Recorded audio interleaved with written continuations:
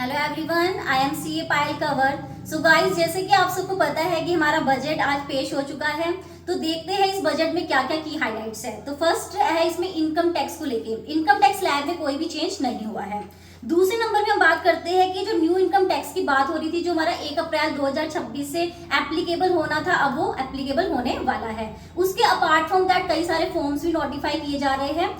Next इसमें आएगा कि आपके लिए बहुत खुशखबरी की बात है कि जो आईटीआर की ड्यू डेट्स है, रिवाइज्ड आईटीआर की, उसको एक्सटेंड कर दिया गया है। जो हमारी 31 दिसंबर थी उसको बढ़ा के 31 मार्च कर दिया गया, जो कि टैक्स पेयर के लिए बहुत बेनिफिट वाली बात है। नेक्स्ट अगर हम बात करें आईटीआर 1 और 2, जो कि सैलरी या कैपिटल गेन्स वगैरह के लिए होती है, उसमें ऐसा कोई चेंज नहीं है। वो सेम डेट है, दैट इज 31 जुलाई।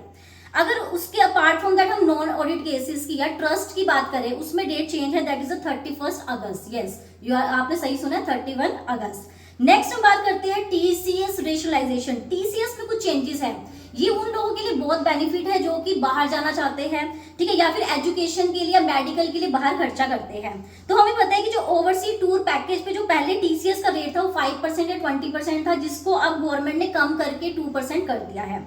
ऐसे ही लाइकवाइज एजुकेशन और मेडिकल के ऊपर जो टीसीएस का रेट 5% था, उसको भी कम करके 2% कर दिया है, जो कि आप लोगों के लिए बेनिफिट रहेगा। नेक्स्ट हम चलते हैं स्टॉक मार्केट के ऊपर। स्टॉक मार्केट में लोगों की एक्सपेक्टेशन थी कि जो एसटीटी है, जो एसटीटी ट्रांजैक्शन टैक्स है स्टॉक के ऊपर, उसको कम कर दिया जाए, बट उल्टा हो गया है, गवर्नमेंट ने इसको बढ़ा दिया है। जो फ्यूचर के ऊपर पहले 0.02% टैक्स लगता था, उसको बढ़ाकर 0.05% कर दिया गया है। लाइकवाइज अगर हम बात करें ऑप्शंस की, ऑप्शंस पे जो प्रीमियम पे 0.1% और हमारा सिंपल ऑप्शन पे 0.125% टैक्स लगता था, उसको भी बढ़ाकर 0.15% कर दिया गया है। नेक्स्ट हम बात करते हैं मैट के, जो कि हमें पता है कि नॉर्मली कंपनीज वगैरह पर एप्लीकेबल होते हैं। वहां थोड़ा गवर्नमेंट ने रिलीफ दिया है। पहले यहाँ पे 15% टैक्स था, अब उसको कम करके 14% कर दिया गया है। बट इसमें किसी तरह का क्रेडिट का बेनिफिट नहीं दिया जा रहा है हमारा 2026 से। हाँ, बट अगर आपको कुछ ओल्ड क्रेडिट पड़ा है और आप न्यू रिजीम में आना चाहते हैं, तब आपको 25% ऑफ टैक्स लायबिलिटी का बेनिफिट दिया जाएगा क्रेडिट को सेट ऑफ करने के लिए। नेक्स्ट हम बात कर रहे हैं इसमें बायबैक टैक्सेशन की। हमें पता है बायबैक में जो अगर पर्सन नॉर्मली बायबैक करते हैं शेयर होल्डर शेयर्स को, तो उनके ऊपर एक टैक्स लगता था डिविडेंड, जिसको अब डिविडेंड नहीं कहा जाएगा, कैपिटल गेन टैक्स के नाम से बुलाया जाएगा। और जो हमारे प्रमोटर्स है, उसके ऊपर जो टैक्सेशन के रेट्स निकल कर आए हैं, कॉर्पोरेट वालों के लिए 22% एंड नॉन कॉर्पोरेट वालों के लिए 30%, ठीक है। नेक्स्ट हम बात करते हैं, अगर आपकी कोई फॉरेन एसेट है और उसको अभी तक आपने डिस्क्लोज नहीं करा है, तो उसके ऊपर हम टैक्सेशन की बात करते हैं। पहली, अगर आपने अपनी इनकम या एसेट को ही डिस्क्लोज, मतलब दोनों ही चीजों को डिस्क्लोज नहीं किया है अप टू 1 करोड़, तो आपको टैक्स पे करना पड़ेगा 30% of tax on fair market value या फिर अनडिस्क्लोज इनकम, और एडिशनल टैक्स भी आपको इसके ऊपर 30% पे करके चलना पड़ेगा। इसका बेनिफिट क्या होगा कि आप प्रोसिक्यूशन वगैरह से बच जाएंगे।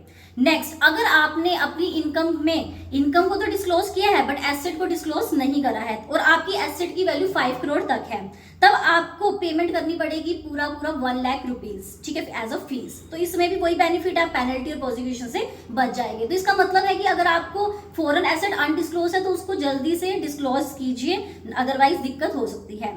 नेक्स्ट हम बात करते हैं कैपिटल गेन की। कैपिटल बॉन्ड में अगर आपने कोई गवर्नमेंट का सोवरियन गोल्ड बॉन्ड ले रखा था, ठीक है, तो उसमें गवर्नमेंट ने क्लैरिफिकेशन दी है कि आपको कैपिटल गेन एग्जम्पशन तभी मिलेगी अगर आपने उस बॉन्ड को ओरिजिनल इश्यू पे परचेज किया, उसे मैच्योरिटी तक रखते हैं। अगर इसकी शर्त पूरी नहीं होती तो आपको किसी तरह की एग्जम्पशन नहीं मिलने वाली है। नेक्स्ट हम बात करते हैं dividend and mutual fund income पे। हमें पता है कि अगर हमने डिविडेंड या म्यूचुअल फंड की इनकम कमाई है लोन लेकर, जिससे हम सोचते हैं कि हमें इंटरेस्ट की डिडक्शन मिलेगी, तो ऐसा भूल जाइए, अब आपको इंटरेस्ट की कोई डिडक्शन नहीं मिलने वाली है। लाइकवाइज अगर नॉन रेजिडेंट जो कि इमूवेबल प्रॉपर्टी सेल करता है, ठीक है, तो उस सेल के ऊपर जो हमारा टीडीएस लगता है, वो पहले 10 बेसिस पर लगता था, बट अब वो 10 बेस पर काटा जाएगा। नेक्स्ट, अगर मैन पावर सप्लाई की जाती है, उस पर जो टीडीएस का रेट था 1% या 2% आपके ऊपर लगने वाला है।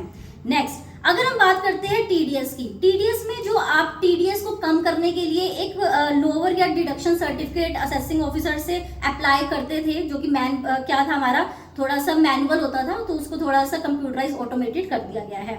नेक्स्ट, अगर आपने बहुत सारी कंपनीज है जहां पर आपकी सिक्योरिटी होल्ड कर रखी है, तो अब आपको हर किसी को 15G 15H फॉर्म देने की जरूरत नहीं है। अगर आप टीडीएस रेट अपना कम करना चाहते हैं, आप डायरेक्टली एनएसडीएल को, मतलब जो डिपॉजिटरीज है, उसको ही फॉर्म दे सकते हैं। नेक्स्ट हम बात करते हैं इसमें पेनल्टी या प्रोसिक्यूशन फॉर्म्स की।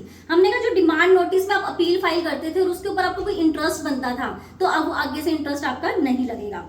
नेक्स्ट, अगर आपका कोई डिस्प्यूट होता था तो आपको एक प्री डिपॉजिट्स देने होते थे, जो कि 20% ऑफ डिमांड होता था, जिसको रिड्यूस करके 10% ऑफ डिमांड कर दिया गया है। नेक्स्ट, अगर हम बात करते हैं मिस रिपोर्टिंग की बात, तो मिस रिपोर्टिंग के केस में जहां पर आप टैक्स पहले पे करते थे, जहां पे आपके प्रोसिक्यूशंस वगैरह भी लगती थी, अब उसको हटा दिया गया, सिर्फ आपको 100% एडिशनल टैक्स ही पे करना पड़ेगा। नेक्स्ट आता है अगर आपने ऑडिट में डिले करा है, ठीक है, तो उसके लिए अभी आएगी कि कितना अमाउंट पे आपको मैक्सिमम कैप क्या रहेगा, बट आपको डेली फीस तो पे करके ही चलनी पड़ेगी। इसी तरह से जो जेल के प्रोविजंस है उसमें भी कुछ चेंजेस आए हैं, जैसे कि अब जो जेल के प्रोविजंस है उसको इन्होंने 2 साल का कर दिया गया है, मतलब मैक्सिमम जेल जो है वो 2 साल ही रहेगी। नेक्स्ट हम मूव करते हैं यहाँ पर इनडायरेक्ट टैक्स के ऊपर। तो इनडायरेक्ट टैक्स को लेकर भी लोगों की बहुत डिमांड थी, जिसमें हम बात करते हैं custom duty relief. Custom duty में जो पर्सनल गुड्स का इंपोर्ट पहले 20% टैक्स लगता था, उसको घटा के गवर्नमेंट ने 10% कर दिया, जो कि एक बेनिफिट है लोगों के लिए। और जो 17 टाइप की जो कैंसर ड्रग्स थी उसके ऊपर भी ड्यूटी बिल्कुल एग्जम्प्ट कर दी गई है। कुछ ऐसी मैन्युफैक्चरिंग है जैसे कि माइक्रोवेव ओवन्स, एयरक्राफ्ट मैन्युफैक्चरिंग, जो कि आजकल लोग रिक्वायरमेंट में रहती है, तो उसके ऊपर भी ड्यूटीज हटा दी गई है। लाइकवाइज न्यूक्लियर जो पावर प्रोजेक्ट्स है उसके ऊपर भी ड्यूटी को एग्जाम कर दिया गया है। नेक्स्ट हम कहते हैं कि अगर किसी ने ग्लोबल इन्वेस्टमेंट करनी है, तो ग्लोबल इन्वेस्टमेंट किसकी बात कर रहे हैं कि अगर फॉरेन क्लाउड कंपनीज हैं जो कि इंडिया का डाटा सेंटर यूज कर रही है, उनको टैक्स हॉलिडे दे दी गई है टिल 2047, मतलब 2047 तक उनको टैक्स से राहत दी गई है। नेक्स्ट, अगर हम बात करते हैं कि हमारा नॉन रेजिडेंट एक्सपर्ट है जो कि इंडिया में काम करना चाहता है, तो उनकी भी फॉरेन इनकम टैक्स फ्री कर दी गई है 5 साल तक। तो ये सब थे कुछ की अपडेट्स जो कि हमने आपसे डिस्कस करे, जो कि हमारे अकॉर्डिंग आपको जानना जरूरी था। बट अपार्ट फ्रॉम दैट आपको डिटेल में इनकी वीडियोस मिलती रहेगी, तो तब तक के लिए आप हमारे चैनल से अपडेट रहिए और हमारे चैनल को सब्सक्राइब कीजिए। Thank you.